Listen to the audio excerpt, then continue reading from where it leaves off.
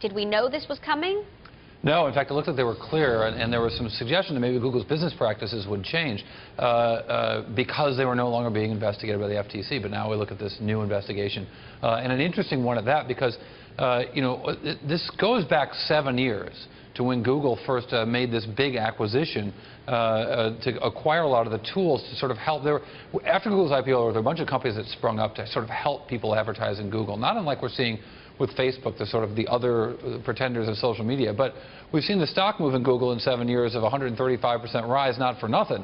But what's been interesting is that this new antitrust probe is focusing on some tools that they added into their portfolio 7 years ago to focus on these advertising tools in particular that they acquired again about 7 years ago. And the tools that were purchased with this DoubleClick acquisition, it was an acquisition that, as I mentioned, took place in 2007. And what's interesting about this is the FTC approved this deal in 2007. They took a careful look at the competitive issues here. They looked at where Google was in the marketplace, and they said, go ahead. So why now?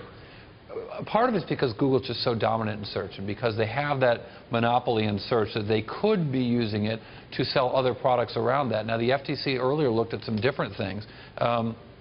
Specifically, what they were looking at were the ways that Google was offering other services on the site against certain competitors. But now what we see them going after here is looking at this specific ad tools. And this is a little bit different than what we see happening in other places where Google is in the crosshairs. Google in particular is focused, as you mentioned, Canada. The Canada Competition Bureau is after them, looking at search. The European Union is also looking at search, and the European Union is looking at Motorola Mobility, which is acquired by Google.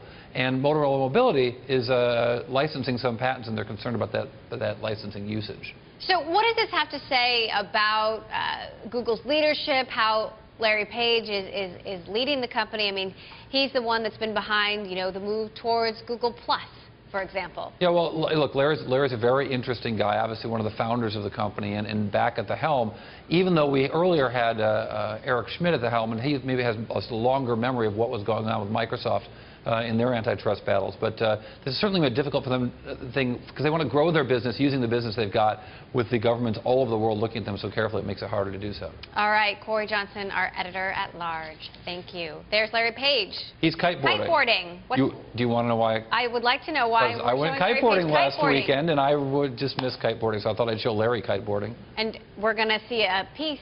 You'll see me getting dragged through the water in Maui. All right. Eventually. I'm looking for, eventually we will see this piece.